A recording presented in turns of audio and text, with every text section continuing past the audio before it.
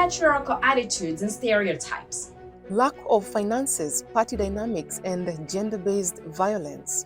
Ask any woman who has been trying to participate in the political world, chances are she has faced some of these barriers, if not all of them. Across the globe, it's never been easy for women in politics.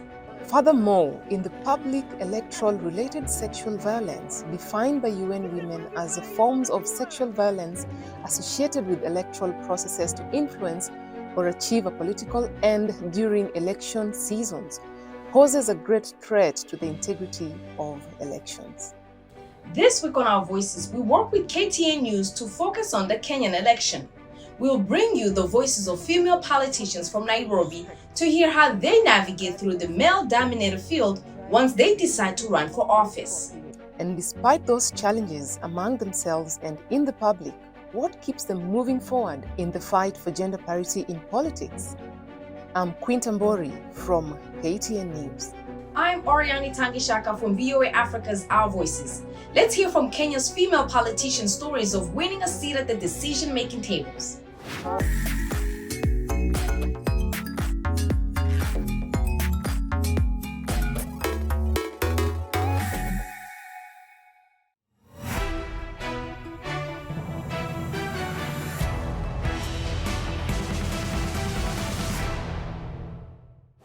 In the countdown to the Kenyan elections, with less than a week to go, campaigns are heating up.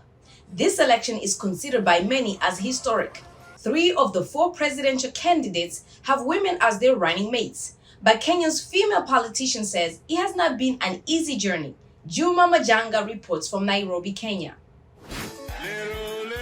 It is unprecedented in Kenya. 3 of the 4 candidates running in the August 9 presidential election have female running mates. Pollsters say former Prime Minister Raila Odinga and his running mate, former Justice Minister Martha Karua, lead the pack just days before the vote. When you have a woman with the public prominence of Martha Karua, who was an MP for 15 or 20 years, she served in Mwai Kibaki's cabinet, and she quit on principle. Then she's been leading her own political party, NAR Kenya. I think that's made it easier for the other 2 presidential candidates to see that it's quite fine and maybe even politically advantageous to have a woman as a running mate. Justina Wamai is running with presidential contender Professor George Wajakoya. She grew up watching prominent women politicians like Martha Karua, who is now her competitor. Martha Karua and the other ladies, Mama Ngilu, they cracked the glass ceiling. Now we've blown it up open. 3 of us is a big thing. Her Roots Party has come up with an unprecedented manifesto in Kenya promising to execute those found guilty of corruption, implement a 4-day work week, and legalize marijuana. Professor George Wajakoya and myself have a vision. We are telling you that we want to legalize industrial hemp for economic upswing. Our aim is that we will not increase taxes, we will pay off the debt, and we'll shun donor funding because this country must be respected. Meanwhile, Ruth Mutua is running with Agano Party presidential candidate David Wahiga. Some Kenyans say the role of women is being politicized, while others say women are finally being recognized for their work in a male-dominated field. We grew up being told that the men are supposed to dominate the society, they're supposed to lead us, but now that everyone is recognizing what we can do and they're opening up to give us space to express ourselves and also to assist in leadership, it's great. My take, it is a gender card issue that is being played and is being politicized in Kenya. 2 women have lost previous bids for the top seat in Kenya. Political observers say this election may mark the first time that a woman takes the 2nd highest political seat as Kenya's deputy president. Juma Majanga for VOA News, Nairobi. Well, it doesn't sound like an easy job. For more of the inside story of being a female candidate navigating through Kenya's political world, I talked to Roots Party's deputy presidential candidate, Justina Wamai, earlier this week. Let's take a look.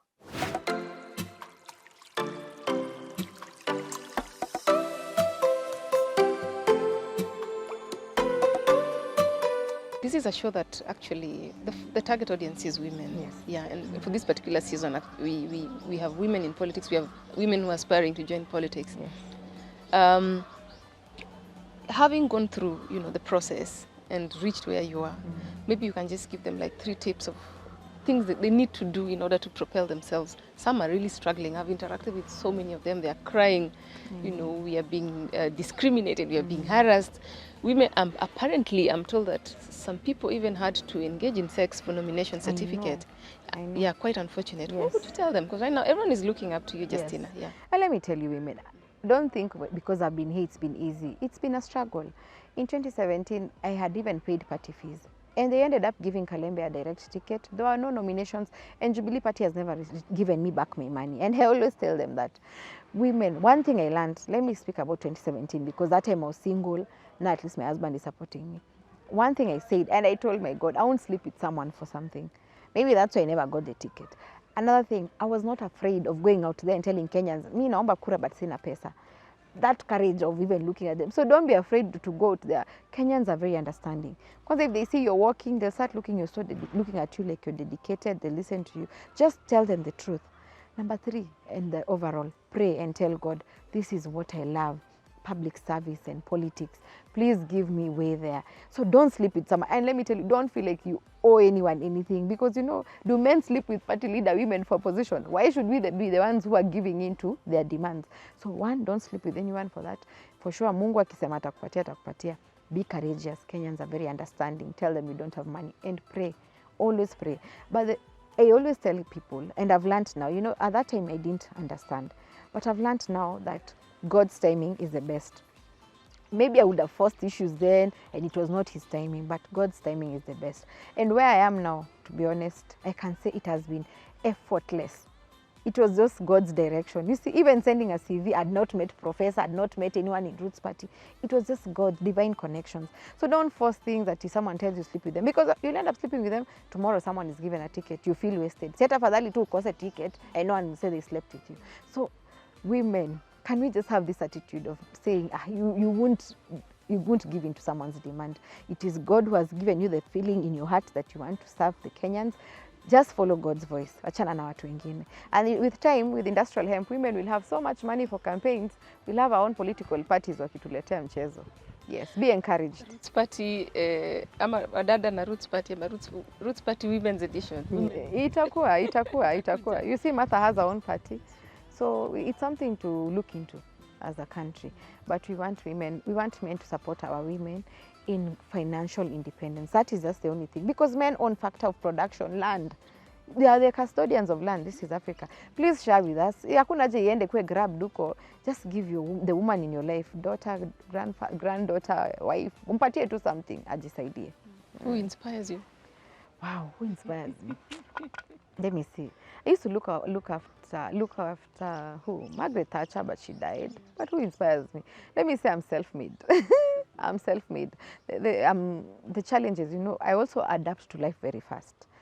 Me, when there are people who are telling me, we saw you, when we heard you're going for the debate, we were so worried for you. You're speaking Kikuyu huku, hata ukai kama unaweza simama mbele ya watu. So for me, I adapt to life, I adapt to life very fast. If you tell me tukae kwa Kamawe, tutakaa hapo.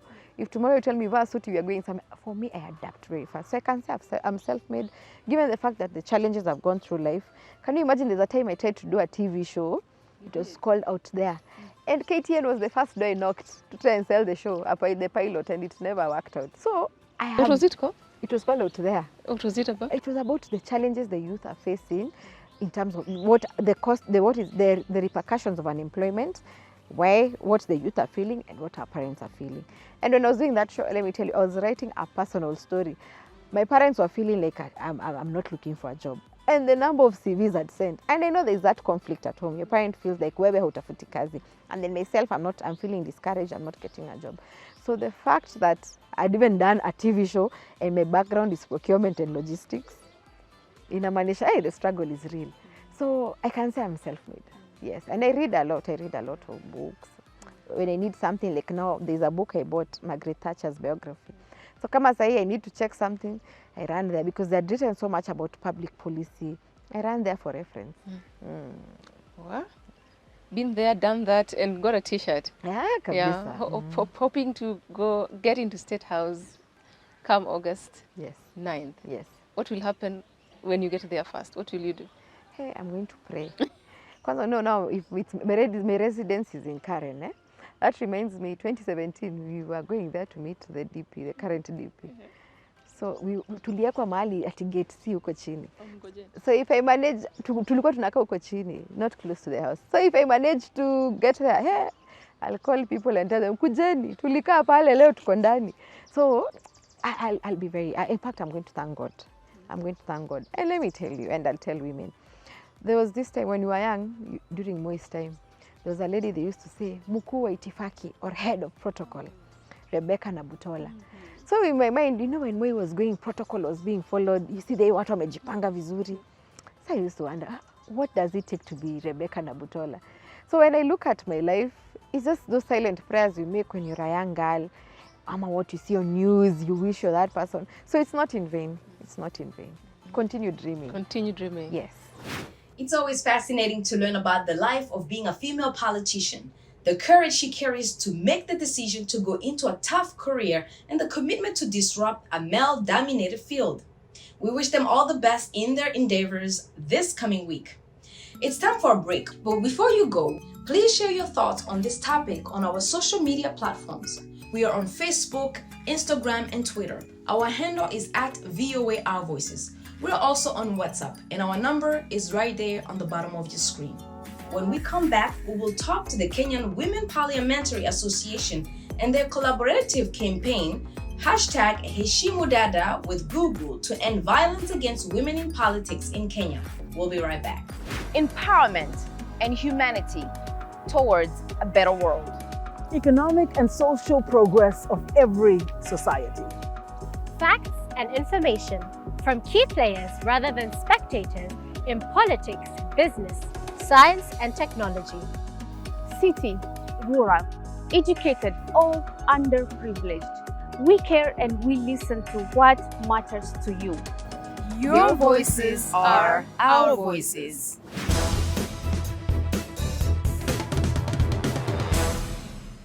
Welcome back. We're bringing you a special edition of Our Voices, co-produced with KTN News on Kenya's elections from Nairobi. Since the 90s, electoral-related sexual violence has existed in Kenya. According to a survey by the UN organizations and Physicians for Human Rights, in 2017, a surge of 201 sexual violence cases were documented by Kenya's National Commission in August only. The Kenya Women Parliamentary Association, also known as KEWOPA, also says women have experienced increased violence both physically and online. The organization worked with Google Kenya to launch a campaign called HeshimuDada, a Swahili term for respect a sister, to end violence against women in politics in Kenya. They produced a short video and published it online. Let's take a look.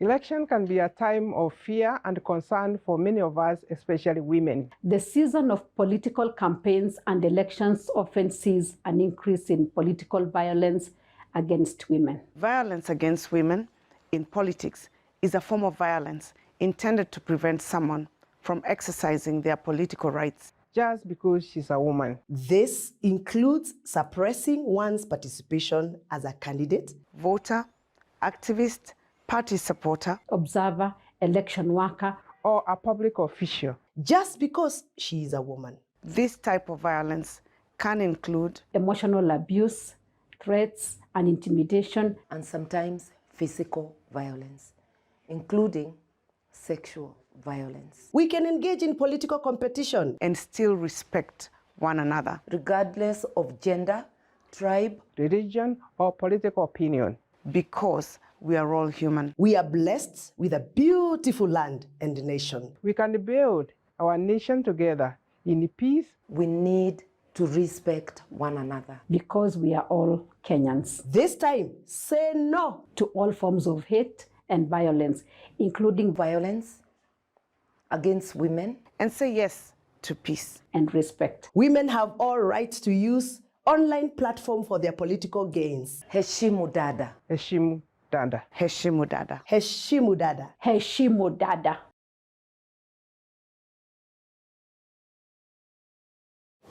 Now, joining us today to discuss more on electoral-related sexual violence and the Heshimu Dada campaign are Honorable Esther Passaris, who is currently Nairobi County Woman Representative in Kenyan Parliament. She's also a member of KIWOPA. And of course, we have Alex Gakuru, who is Director of Center for Law in Information Technology, also known as CLOIT, a technology policy, law and regulation consultancy firm working on this campaign with Google Kenya. Remember, we're also joined by my co-host and the VOA anchor, Ndimiake Mwakiliele. Well, welcome, ladies and gentlemen. Thank you. And thank you for joining us. Thank you very much. Well, let's just dive into this topic of discussion for today. Now, Esther, in your honest opinion, would you say that the electoral politics in Kenya is hostile and a violent place for women? And how hostile is it? I know you are a member of KIWOPA. What are some of the reasons that members give in terms of what impedes them from participating in the political landscape here in Kenya? And I don't think it's violent only to women, but women feel it more. I think we've been trying and struggling with the 2/3 gender bill, and it's the only part of the constitution that wasn't implemented. But having said that, for any political party to field the 1/3 women, they will need women to come forth and say, we want to take part in this exercise. But at the end of the day, when you put them through a nomination process, then there's no way the woman will compete with the men and win. All right. So it becomes very difficult because, you need to have your brand awareness on the ground. You need to have your ability to create town hall meetings or rallies or road shows. It's resources. And then it's also that connection with the voter. You see, I, as an incumbent, have already been connecting with the voter over the last 5 years. So they feel me. So if you're coming in new, unless you come in from a big establishment where you've done CSR, or you come in from an NGO world where you've actually impacted on people, so they know you, that brand awareness, it's very tough for women. Honorable Passaris, there's been obviously some landmarks that women and inroads that women in Kenya are making. I mean, yourself being one, and then of course you have the running mate for one of the presidential aspirants being a woman, Ms. Martha Karua. How is this? Do you think this is a positive in terms of now how women could better push for more acknowledgement and also maybe try and change this whole trajectory around this violence, especially around election time? We say that 50% of the voters are women. And if 50% of the voters are women, then we need these women to be able to at least stand with their own. Right now, we have a Chief Justice for the very first time who's a woman. Martha Karua, who's tried and tested and has run for president before, is a tough lady. She will handle the issues of corruption, which has impacted the society negatively. But I feel that as a government, we should give the women a budget so that they can be felt to reaffirm and reinforce themselves to the grassroots, which is the voter. Because that's the problem with our politics. It's about tokenism. It's about what have you done for me and what have you done for me lately. Another question I do have about that, about women representation, because there's also this expectation from women. When there's a woman in charge, when there's a woman in a high position of leadership, what and how does that translate to in terms of women issues, from healthcare to safety to just general issues, employment, women empowerment? So for me, I think the issues right now for our country are about jobs, are about education, are about water, are about electricity, are about good housing, clean environments, security, affordable medical and medicines in our institutions, maternity. So we believe that having more women, we can articulate some of these issues that are very domesticated. Men don't run the homes. It's women. And the majority of women in Kenya who are running homes as single parents. We've got a crisis in terms of single parenting. So without the male influence in terms of the running of the home, I feel the male elected leaders are going to be disconnected to the realities and the needs of the women. I'm just going to shift gears a bit to look at election-related violence in Kenya. We have a history, and not a good one for that matter. And, what happens with the coming of the digital migration is the fact that now what was happening, violence that was happening offline, abuse that was happening offline has now moved online, and women in politics have faced this. And that is why you came up. I was very keen to read about this Heshimu Dada. Heshimu Dada loosely translates to respect the lady. What was the inspiration behind it? And have you managed to achieve the impact that you were targeting? Yes, the digital transformation has meant a lot in terms of shifting what was offline into online. And then we felt like there is need to have an intervention. And this intervention was where we would then start looking at what is the underlying problem about women and their participation in the electoral process. When you put a man and a woman together and you tell them to state their remarkableness in their achievements, you find men do it so easily. Even at the campaign rallies, I've built these many roads, I've done all of these, everywhere. We are very good at singing our achievements. But when a lady says it and she's aspiring, she's taken as if she is boasting. It's like she's shameless. It's made to look like she's uncultured. That's how Heshimu Dada was conceived. And so we launched that in March, and it's seeking to deal with issues that are specific to women political aspirants. How strong is this impact of these, especially the attacks against women online, and how much does it really go towards dissuading women participation in positions of, importance and prominence? To answer your question, I would refer to European Institute for Gender Equality, a certain publication they published on cyber violence against women and girls. And on it, they say 51% of women and 42% of men aged 15 to 24 hesitate to engage in online debates due to abuse, hate speech, and threats. There are also other sources that actually depict, like the one she has just said, Kenya National Human Rights. So there are independent sources that corroborate that this is a real issue, it's a serious one, and it needs to be addressed. For a lot of women, it's really a decision of whether to participate or not. And, I'm interested in knowing your position, Honorable Passaris, was that ever something you personally encountered, and did it give you pause? From 2007 to 2017, 10 years, I tried to get into elective politics, and I encountered violence at various stages. We've been stoned, we've been tear gassed, we've been shot at, we've gone through all that violence. But this is violence post-election. All right. But then there's also the violence that happens because your competitor, they create violence to disperse you and your crowd. And of course, as a woman, you're always having to think, what about my children? What if I get hurt? What if I get raped? You're not at peace. I think men have this sense, this ego sense that they can handle anything. Women, our vulnerability comes in the minute we're under attack. So I feel that it takes a lot to come out, and you become tough. I went to Korogocho once, to a school. It was so innocent. I'd gone to a school to celebrate World Food Day. So we were there to plant fruit trees in the school. And these boys locked the gate. So I had the police there, but the gate was closed. When the gate was closed, I said, okay, fine, here. I said, 3,000, let me go. They said, no, that's too little. I said, that's all I have. So we had to push our way. I said to my driver, drive through the gate. I don't care if you damage the car, just drive through the gate. So in the end, the gate was opened and we got out of there. Thank you so much, Honorable Esther. Alex, maybe you could just, as we wind up, you could just give us a minute on probably how women parliamentarians and politicians can work on mitigating electoral violence in this country. Yes, they have done much already since we started this collaboration. Our objective is to build resilience for women online.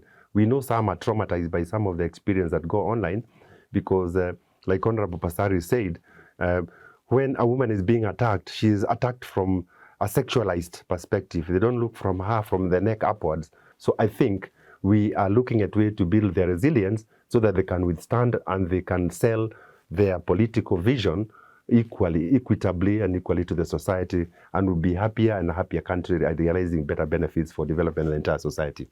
Well, that's all the time we have for the segment. Please share your views on our social media platforms at KTN Home, at KTN News on her Standards Show. You can also reach me at Queen Tambori. Special thanks to Honorable Esther Passaris from Kewopa and of course Alex Gekuru from Cloyd. It's time for another break. When we come back, we will hit the streets of Nairobi and hear voters' voices on female representation in Kenyan politics. We'll be right back.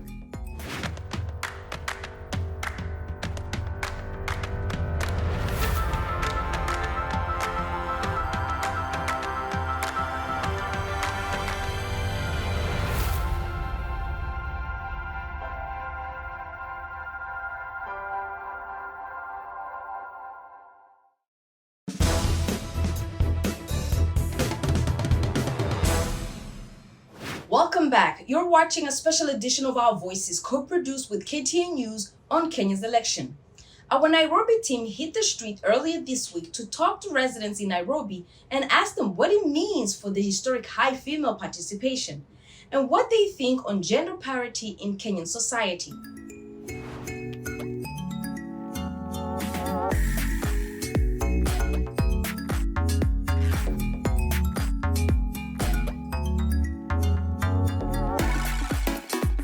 First and foremost, I'll say it's affirmative action, whereby in our constitution of 2010, which came up, was mainly to support the affirmative action. So you see, when we have a woman in politics, it's actually we're bringing up the affirmative action. When there's no woman in politics, there's no affirmative action. Patriarchy is still a very huge thing in Kenya, where people just don't like women leading, they just want men only. That's one thing. Before you educate Kenyans and you show them the importance of having women in politics, you still have a long way. I don't think many Kenyans do understand it. Well, I think it's slowly becoming a problem of the past. As in, we can see even the candidates, the presidential candidates, two of them, Raila and Wajakoya, both have deputies who are women, and also ministers are also becoming women. Every county has a woman representative. There are governors, MPs, senators. I don't think it's really a problem anymore. The world is slowly evolving. Yes, that will change because Martha Karua, she has been an advocate for a long time for the gender, and at the same time, she will convince the people that the gender equality must be there. That's all for us this week. On behalf of my Our Voice colleagues and everyone here at the Voice of America and KTN, I'm Oriani Tangishaka from VOA. I am Quintin Bori from KTN News. Thank you for watching.